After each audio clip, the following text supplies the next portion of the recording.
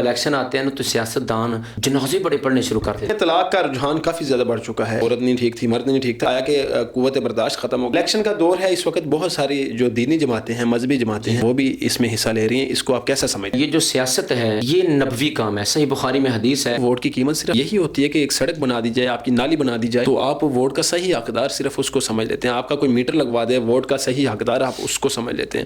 آپ کا تھوڑا سا کوئی کام نکلوا دے، حالانکہ ووٹ کے بعد وہ آپ کو ملتا بھی نہیں بندہ. کیا ووٹ کی اصل قیمت یہ ہے؟ اصل میں جو ووٹ ہے یہ ایک امانت ہے کہ آپ کس شخص کو منتخب کر رہے ہیں. آپ کے پاس آپ کا گھر ہے، کیا آپ اپنے گھر کی چابیاں کسی چور کے ہاتھ میں دیں گے؟ تو پاکستان کو بھی اپنا گھر سمجھے نا. اسلام میں نیا سال منانے کی حیثیت کیا ہے؟ اپنے سابقہ جو گزرا ہوا سال ہے اس کا محاسبہ کرنا چاہیے. بہت سارے لوگ جنہوں نے نہ کبھی نماز پڑھی، نہ روزہ رکھا، نہ قرآن پڑھا، نہ سنت کا پتہ، نہ طہارت کا پتہ، لیکن نئے سال کی خوشی میں فائر گانے اور جوش و خروش کے ساتھ یہ منائیں گے کہ پتہ نہیں، وہ سمجھتے ہیں کہ یہ جنت جہنم کا مسئلہ، ہم یہ نیا سال منائیں گے تو ہمیشہ جنت مل جائے. علماء کرام جب اسٹیج کے اوپر ہوتے ہیں وہاں پہ اسٹیج سیکرٹری عالم دین کو بتاتا ہے کہ آپ کا اتنا ٹائم، اگر 10 منٹ دیے جاتے ہیں، اگر 1 گھنٹہ دیا جاتا ہے، وہ اس سے زیادہ ٹائم لگا دے. اسٹیج سیکرٹری اگر کچھ کہتے مولوی صاحب کو غصہ کرنا چاہیے یا کہ وہ مولوی صاحب کی غلطی بنتی ہے کہ پیچھے اسٹیج سیکرٹری کی، کیونکہ سنا تو وہ دین رہا ہے نا عالم. میں تو اتنا ٹائم نہیں لیتا جتنا ٹائم لوگ کہیں الحمدللہ اتنے ٹائم میں مکمل کرتے ہیں. سوشل میڈیا چلاتے ہوئے اچانک بے حیائی والی تصاویر آ جاتی ہیں، پوسٹیں آ جاتی ہیں، تو اس پہ آپ کیا کہیں گے کہ یہ سوشل میڈیا چلانا چھوڑ دیں یا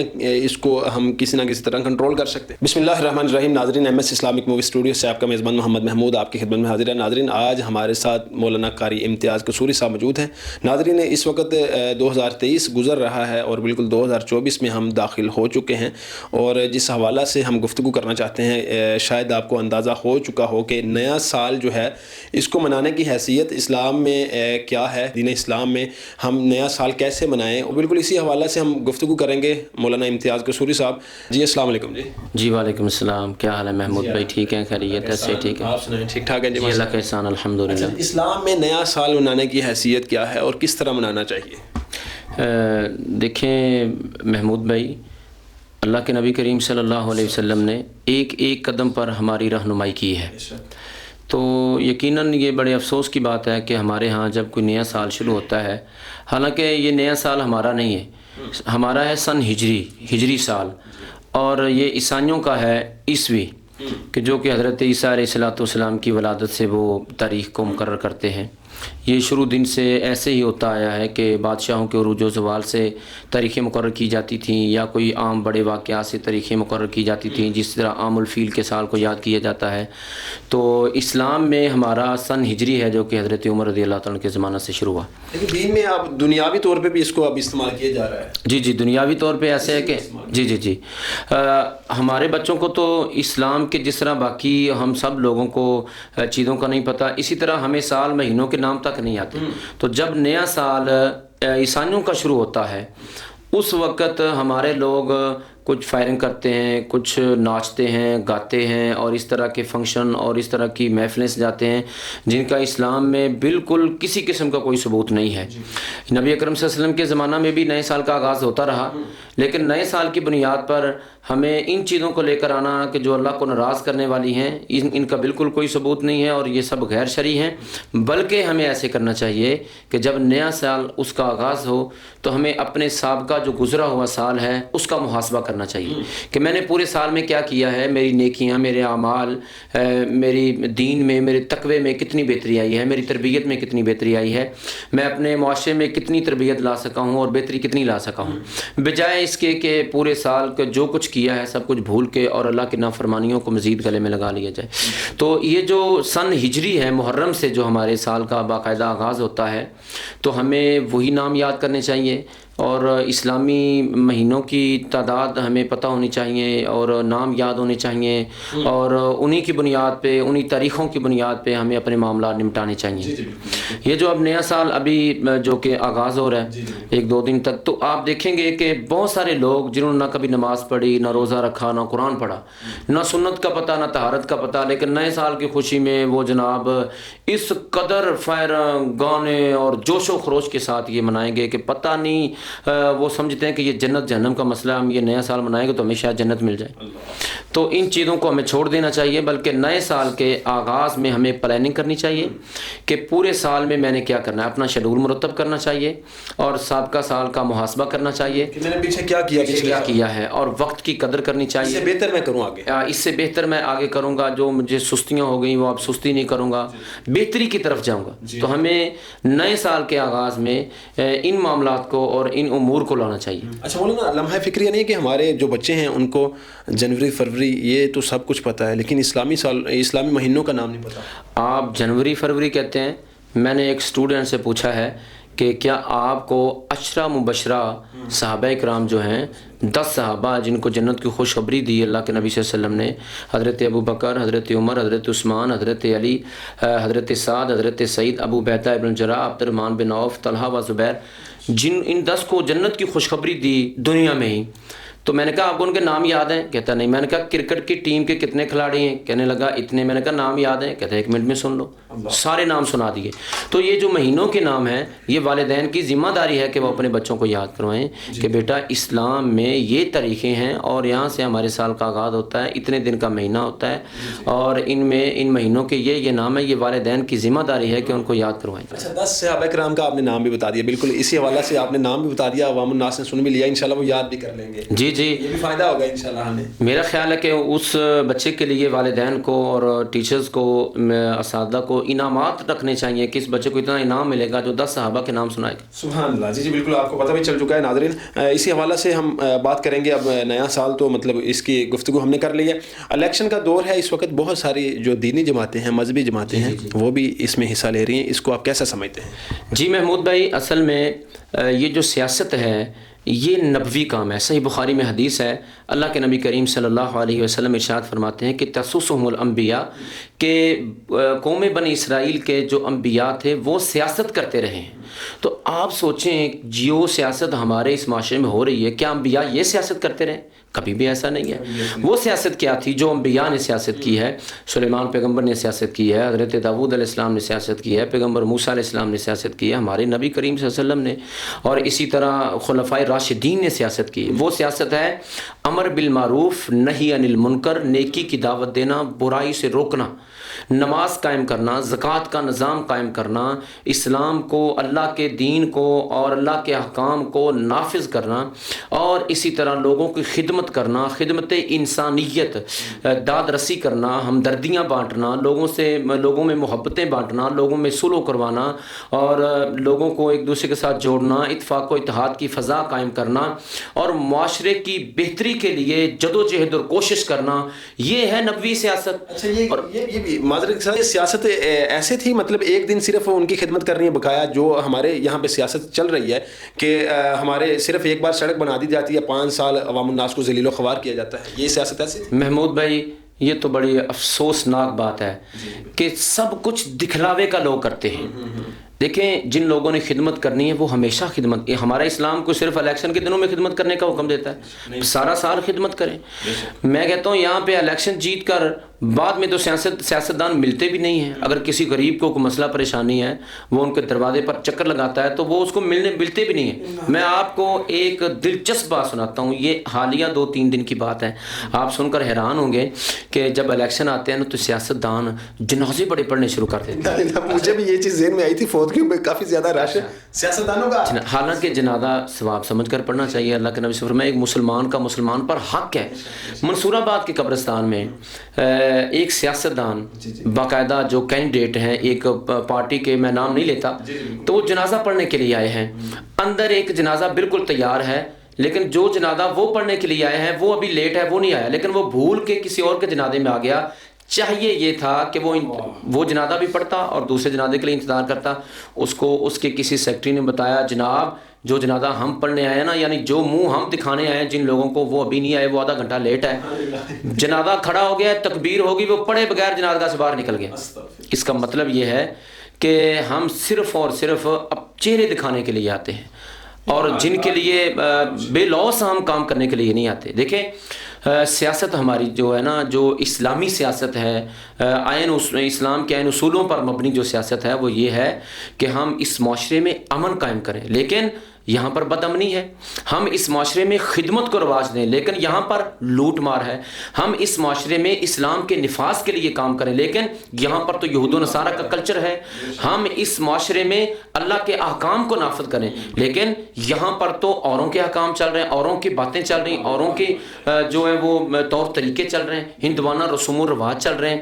تو ہم پتہ نہیں کون سی سیاست کر رہے ہیں. اصل میں ہم نے جو سیاست کو سمجھ لیا ہے نا, سیاست کا معنی وہ یہ سمجھ لیا ہے جو لوٹ مار کرے, جو جھوٹ بولے, جو چوریاں ڈکیٹیاں کرے, جو گالیاں دے, جو میڈیا کے اوپر آ کر زیادہ کسی کے خلاف بولے, ہم کہتے ہیں بہت بڑا سیاستدان ہے. حالانکہ وہ سیاستدان نہیں ہے, حالانکہ وہ سیاستدان نہیں ہے. جی بالکل. اچھا, ووٹ کی قیمت کیا صرف اور صرف آپ بتائیے ناظرین کو, ووٹ کی قیمت صرف یہی ہوتی ہے کہ ایک سڑک بنا دی جائے, آپ کی نالی بنا دی جائے تو آپ ووٹ کا صحیح حقدار صرف اس کو سمجھ لیتے ہیں. آپ کا کوئی میٹر لگوا دے, ووٹ کا صحیح حقدار آپ اس کو سمجھ لیتے ہیں. آپ کا تھوڑا سا کوئی کام نکلوا دے, حالانکہ ووٹ کے بعد وہ آپ کو ملتا بھی نہیں بندہ. کیا ووٹ کی اصل قیمت یہ ہے؟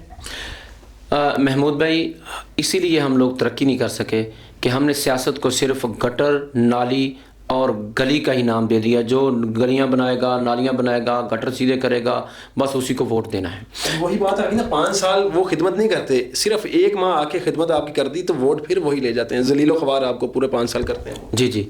تو اصل میں جو ووٹ ہے یہ ایک امانت ہے. امانت ہے کہ آپ کس شخص کو منتخب کر رہے ہیں. مثال کے طور پر آپ کے پاس آپ کا گھر ہے, کیا آپ اپنے گھر کی چابیاں کسی چور کے ہاتھ میں دیں گے؟ تو پاکستان کو بھی اپنا گھر سمجھے نا. یہ پاکستان کے جو آپ خزانوں پر جن لوگوں کو بٹھا رہے ہیں, یہ ووٹ آپ کی اس گھر کی چابیاں ہیں. آپ خود ووٹ دے کر منتخب کر رہے ہیں ان لوگوں کو اور خود بٹھا رہے ہیں ان لوگوں کو. اور یہ ووٹ ایک گواہی ہے. اللہ کے نبی صلی اللہ علیہ وسلم کیا فرماتے ہیں کہ آپ فرماتے ہیں جھوٹی گواہی سے بچو, اور 3 بار آپ نے یہ فرمایا کہ جھوٹی گواہی سے بچو, جھوٹی گواہی سے بچو, جھوٹی گواہی سے بچو. آپ گواہی دے رہے ہیں کہ یہ انسان سچا ہے, یہ پاکستان کی خدمت کرے گا, ملک کی خدمت کرے گا, یا ہمارے خزانوں کی حفاظت کرے گا, تو آپ اس بات ووٹ ڈال کر آپ گواہی دے رہے ہیں. ہاں, آپ کسی نیک آدمی کو, کسی مذہبی شخص کو جسے اسلام کے اصولوں کا پتہ ہے, اسلام کے نفاذ کے لیے جو جدوجہد کر رہا ہے, جو خدمت انسانیت کو پروموٹ کر رہا ہے, آپ اس کو آگے لے کر آئیں. ہم یہ نہیں کہتے کہ اس کو ووٹ دیں, اس کو ووٹ دیں. ہم یہ کہتے ہیں کہ آپ جب ووٹ دیں تو ووٹ کا صحیح حقدار جو ہے وہ آپ نے چننا ہے, وہ آپ دیکھ لیں, انتخاب کریں. دیکھیں, اگر ہم رشتہ کرتے ہیں نا تو ہم دیکھتے ہیں بیٹا کیسا ہو, بیٹی کیسے ہو, لڑکا کیسا ہونا چاہیے. تو اسی طرح ہمیں پاکستان کے لیے حکمرانوں کو بھی ایسے منتخب کرنا ہے. جی بالکل. جی ناظرین, بالکل علماء کرام کو جو ہے ٹائم دیا جاتا ہے. ہم کیونکہ آپ عالم دین ہیں, آپ سے یہ سوال کرنا مناسب سمجھتے ہیں. علماء کرام جب اسٹیج کے اوپر ہوتے ہیں, وہاں پہ اسٹیج سیکرٹری جو ہے عالم دین کو بتاتا ہے کہ آپ کا اتنا ٹائم ہے, پوری کانفرنس ہم نے ایک مینٹین کی ہوئی ہے. تو وہاں پہ وہ عالم دین اگر 10 منٹ دیے جاتے ہیں, اگر 1 گھنٹہ دیا جاتا ہے, وہ اس سے زیادہ ٹائم لگا دے, تجاوز کر دے, تو اس پہ جو پیچھے اسٹیج سیکرٹری اگر کچھ کہتے تو آیا کہ مولوی صاحب کو غصہ کرنا چاہیے, یا کہ وہ مولوی صاحب کی غلطی بنتی ہے کہ پیچھے اسٹیج سیکرٹری کی, کیونکہ سنا تو وہ دین رہا ہے نا عالم دین. تو اس پہ آپ کیا کہیں گے؟ ویسے میں تو اتنا ٹائم نہیں لیتا, جتنا ٹائم وہ لوگ کہیں الحمدللہ اتنے ٹائم میں مکمل کرتے ہیں. آپ پھر بھی اچھا کبھی نہیں کیا ایسے؟ الحمدللہ, الحمدللہ, یعنی کہ بچے ہوئے ہیں الحمدللہ. دیکھیں محمود بھائی, لوگوں نے آپ کو بلایا ہے, وہ آپ کو کہتے ہیں کہ آدھا گھنٹہ ہمیں دین سناؤ. آپ آدھا گھنٹہ سنا دیں, آپ کو کیا پڑے, آپ نے 1.5 گھنٹہ ہی بولنا ہے. بول بول کر آپ اپنے آپ کو تھکا رہے ہیں. صرف دعوت دینے کے لیے وہی جلسہ ہے. گلیوں بازاروں میں بھی تو دعوت دی جا سکتی ہے. اگر اتنا ہی بولنے کا شوق ہے, کسی چوک میں کھڑے ہو جائیں, لوگوں کو جمع کریں, لوگوں کو دعوت دیں. بازاروں میں لوگ جمع ہیں, مجمع لگے ہوئے ہیں, یہ لوگ بیٹھے کھیل رہے ہیں, تاش کھیل رہے ہیں لوگ, اسی طرح لوگ, آپ وہاں جا کے دعوت دیں. تو یہ تو میں سمجھتا ہوں بے عزتی کی بات ہے, انسلٹ ہے ایک عالم دین کی, کہ اس کو کہا جائے آپ نے 30 منٹ گفتگو کرنی ہے اور وہ 40 منٹ 45 منٹ اور یعنی گھنٹہ گفتگو کرے. اور پیچھے سے مجبور لوگ بھی ہوتے ہیں جنہوں نے کہیں اپنے ایمرجنسی معاملات نمٹانے ہوتے ہیں. اگر اس کو کہا جائے تو وہ آگے سے غصہ کر جاتا ہے. تو اس کو غصہ نہیں کرنا چاہیے, بلکہ اس کو اپنی اصلاح کرنی چاہیے. تو یہ علماء کرام کو اپنی اصلاح کرنی چاہیے. اس میں ہمارے علماء کرام کی ایک جو بہت بڑی جماعت ہے خطباء کی, جو کام کر رہی ہے الحمدللہ, ان پر یہ ایک بہت بڑا سیکرٹری کی غلطی نہیں سمجھتے, کیونکہ اس نے تو ٹائم دیا آپ کو. دیکھیں جی, انہوں نے تو آپ کو پروٹوکول بھی دیا, آپ کو وقت بھی دیا, لیکن انہوں نے جو آپ کو بتایا کہ سر اتنا ٹائم آپ نے گفتگو کرنی ہے, ہو سکتا ہے ان کا کوئی اور شیڈول ہو, ہر اپنے معاملات ہوتے ہیں, تو اس کو مد نظر رکھنا چاہیے اور سمجھنا چاہیے. اچھا, قرآن و حدیث کو چھوڑ کر کچھ علماء کرام جو ہے قصے کہانیاں کو پروموٹ کرتے ہیں, صرف قصہ کہانیاں سنا کے وہ چلے جاتے ہیں, اس پہ آپ کیا کہیں گے؟ یہ تو ہم نے علماء کرام نے اللہ تعالیٰ کو جواب دینا ہے قیامت والے دن. دیکھیں, علماء انبیاء کے وارث ہیں. اور انبیاء کی کیا ڈیوٹی تھی؟ کسے کہانیاں سنانا نعوذ باللہ؟ نہیں، بلکہ انبیاء کی ڈیوٹی تھی لوگوں کو اللہ تعالیٰ کا پیغام سنانا۔ تو جب علماء انبیاء کے وارث ہیں تو یہ اللہ کا پیغام سنائیں، یہ جو وحی ہے دین سنائیں لوگوں کو۔ اللہ جانتا ہے محمود بھائی، اتنا دین ہے، قرآن کی آیات، تفسیر اور اسی طرح احادیث کے مجموعے اتنے بھرے پڑے ہیں کہ انسان کو باہر کی بات کرنے کا وقت ہی نہیں ملتا۔ تو ہمیں ان قصے کہانیوں سے بچنا چاہیے۔ یہ ہم اپنا بھی وقت ضائع کر رہے ہیں، قوم کا بھی وقت ضائع کر رہے ہیں، اور اس کا جواب ہم نے قیامت والے دن اللہ تعالیٰ کو دینا ہے۔ ناظرین بالکل اسی بات کے اوپر میں کہتا ہوں کہ ایک سوشل میڈیا چینل، دنیاوی چینل میں دیکھ رہا تھا، تو اس پہ ایک بچہ انٹرویو دے کے آیا، دینی لحاظ سے وہ بچہ تلاوت کرتا تھا، تو کہنے لگا مجھے کم از کم بھی انہوں نے 15 سے 20 منٹ یا آدھا گھنٹہ کے قریب انہوں نے مجھے کہا کہ اس لحاظ سے آپ نے ایموشنل تلاوت کر رہی ہیں کہ آپ کے آنسو نکل آئیں، آنسو لازمی نکلنے چاہیے، ورنہ آپ کی تلاوت نہیں، ورنہ آپ کی تلاوت کوئی تلاوت نہیں ہے۔ اسی حوالہ سے ہمارے اسٹیجوں پر بھی یہی چیز ہے، اگر رونے دھونے والی تقریر نہیں ہوتی تو آپ کامیاب ہی نہیں ہیں۔ اس پہ آپ کیا کہیں گے؟ مجھے بھی کئی مرتبہ لوگوں نے کہا کہ آپ ماں کی شان پہ نعت سنائیں، تو ٹھیک ہے سنانی چاہیے، ماں کی شان پہ تقریر کریں، ٹھیک ہے سنانی چاہیے، لیکن جو لوگوں کا مقصد ہوتا ہے نا وہ یہ ہوتا ہے کہ مولوی صاحب رون تو اسی بھی نال روئیے تو ہاں بس ایسے ہو تو تقریر کامیاب ہو۔ اور آج کل اسی خطیب کو کامیاب سمجھا جاتا ہے کہ جو اپنی گفتگو میں خود بھی روئے اور لوگوں کو بھی رلائے، چاہے وہ قرآن و حدیث نہ ہو، چاہے وہ جھوٹے قصے کہانیاں بنا کے وہ لوگوں کو سناتا رہے۔ کچھ عالم دین ایسے کرتے ہیں، وہ تقریباً پوری جو ہے نا ہفتے کی وہ روٹین جو ہے اخباروں میں سے لے کے تو وہ پوری اسٹیج کے اوپر بیان کرتے ہیں۔ دیکھیں قرآن پاک کے محمود بھائی 30 پارے ہیں، 114 صورتیں ہیں، 540 رکوع ہیں، اور قرآن پاک کی 86 صورتیں مکی ہیں، 28 صورتیں مدنی ہیں۔ قرآن پاک میں اللہ تعالیٰ نے بڑے خزانے رکھے ہیں، 6236 آیات ہیں، 77439 اس کے الفاظ ہیں، 3,40,740 اس کے حروف ہیں۔ پھر آگے ہمارے علماء نے بڑی محنت کی ہے، اس کی تفسیریں لکھی ہیں، اور اتنی وسیع و عریض یہ علم ہے۔ پھر ہمیں قصے کہانیاں سنانے کی، فیس بک اور اخباریں پڑھ کر سنانے کی، جھوٹے قصے، ٹھیک ہے جو سب کا موضوع ہو، لیکن اس میں نصیحت مقصد ہو، باقی اس میں مقصد وہ وقت پاس کرنا نہ ہو۔ جن کو یہ چیزیں نہیں آتی جو آپ نے بتایا تفاسیر ہر چیز، مطلب پھر تو وہ قصے کہانیاں سنائیں گے، وہ قصے کہانیاں سنائیں گے، وہ محنت کریں، وہ پڑھیں، وہ علم حاصل کریں، وہ باقاعدہ طور پر علماء کے ساتھ رابطہ کریں، علماء کے پاس بیٹھا کریں۔ یہ نہیں کہ بس ٹون سیدھی ہو جائے، نعت پڑھنی آ جائے تو خوشابہ بس، ایسے نہیں۔ ہمارے ناظرین کو بدلنا چاہیے نا اپنا۔ جی ناظرین کو سنجیدہ مزاج علماء کو بلانا چاہیے، سنجیدہ مزاج علماء کو اپنے ممبر و محراب میں کھڑا کرنا چاہیے، اور یہ رواج عام کرنا چاہیے ہمیں۔ ناظرین بالکل مختصر سے سوال کریں گے، مختصر سے جواب آئیں گے، کیونکہ ہم اس کو مختصر کرنا چاہ رہے ہیں۔ سوشل میڈیا چلاتے ہوئے اچانک بے حیائی والی تصاویر آ جاتی ہیں، پوسٹیں آ جاتی ہیں، تو اس پہ آپ کیا کہیں گے کہ یہ سوشل میڈیا چلانا چھوڑ دیں یا اس کو ہم کسی نہ کسی طرح کنٹرول کر سکتے ہیں؟ دیکھیں محمود بھائی، فتنوں کا دور ہے، ہم نے فتنوں سے بھی بچنا ہے اور اپنے آپ کو سروائیو بھی کرنا ہے، کام بھی کرنا ہے، ظاہر بات ہے۔ تو اس لیے ہمیں فاتقوا اللہ ما استطعتم، قرآن حکیم اللہ تعالیٰ فرماتے ہیں کہ اللہ سے ڈرو جتنی تمہارے اندر طاقت ہے، جتنی ہمارے اندر طاقت ہے۔ ہمیں 100% کوشش کرنی چاہیے کہ ہم بچنا چاہیے، اپنی نظروں کو، اپنی سماعت کو، اپنی زبان کو، اپنے قلوب و اذہان کو پاکیزہ رکھنا چاہیے۔ تو ان چیزوں سے ہمیں بچنا چاہیے۔ جان بوجھ کر شیطان تو کوشش کرتا ہے، جس طرح ہمارے جسم میں خون گردش کرتا ہے شیطان، اللہ کے نبی فرماتے ہیں اسی طرح تمہارے جسم ہے، اور قدم بقدم شیطان کی تو کوشش ہے کہ اس کی آنکھیں غلط استعمال ہوں، اس کا کان غلط استعمال، اس کی زبان غلط استعمال ہو۔ تو ہمیں کوشش کرنی چاہیے اور بچنا چاہیے جتنی اللہ نے ہمت دی ہے۔ جی بالکل ناظرین، معاشرے میں طلاق کا رجحان کافی زیادہ بڑھ چکا ہے، ہر ایک دوسری طرف سے ہمیں سننے کو ملتا ہے کہ جی طلاق دے دی، اس نے فلاں کیا، عورت نہیں ٹھیک تھی، مرد نہیں ٹھیک تھا۔ اس پہ آپ کیا کہیں گے؟ آیا کہ قوت برداشت ختم ہوگی، کیا چیز ہے؟ اس میں 2 وجوہات ہیں محمود بھائی۔ پہلی وجہ یہ ہے کہ واقعہ طور پر ہی آپ دیکھیں ہمارے پاس بھی کافی لوگ فتویٰ لینے کے لیے آتے ہیں، تو ہم جب پوچھتے ہیں نا کہ لڑائی کیوں ہوئی، تو جی ویسے ہی چھوٹی سی بات پہ لڑائی ہوگی۔ بھائی چھوٹی سی بات پر تم نے طلاق دے دی۔ اللہ کے نبی فرماتے ہیں اللہ کے ہاں سب سے ناپسندیدہ کام طلاق دینا ہے۔ کسی کی بہن بیٹی کو آپ گھر سے بھگا رہے ہیں طلاق دے کر، چھوٹی سی بات پر آپ کے اندر برداشت ہی نہیں ہے۔ اس کی 2 وجوہات ہیں۔ پہلی وجہ وہ یہ ہے کہ دین سے دوری ہے۔ ہم لوگ دین سے بہت دور ہیں. ہمارے گھروں میں میوزک چل رہے ہیں, موسیقی چل رہی ہے, گالیاں چل رہی ہیں, لڑائیاں چل رہی ہیں, فساد چل رہے ہیں, اور بچوں کے سامنے جھوٹ ہم لوگ بچوں کو سکھا رہے ہیں, اور اس طرح کی بہت ساری برائیاں ہمارے گھروں میں. ہم اپنے گھروں کو ان برائیوں سے پاک کریں اور اپنے گھروں میں دین لے کے آئیں.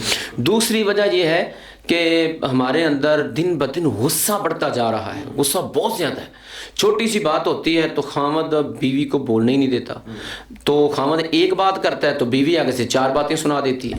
دونوں طرف سے خواتین کو بھی اپنی اصلاح کرنی چاہیے. حالانکہ اللہ تعالیٰ قرآن حکیم میں فرماتے ہیں وَإِمَّا يَنزَغَنَّكَ مِنَ الشَّيْطَانِ, یہ غصہ تو شیطان کی طرف سے ٹھوکر ہوتی ہے. فرمایا اللہ کے نبی نے تم میں سے سب سے بڑا پہلوان وہ ہے جو غصے پر کنٹرول کر لے. تو ہمیں برداشت کا مادہ اپنے اندر پیدا کرنا چاہیے. سکون 2 چیزوں سے آ سکتا ہے ہمارے گھروں میں, ہماری زندگی میں. ایک برداشت کرنے سے, دوسرا معاف کرنے سے.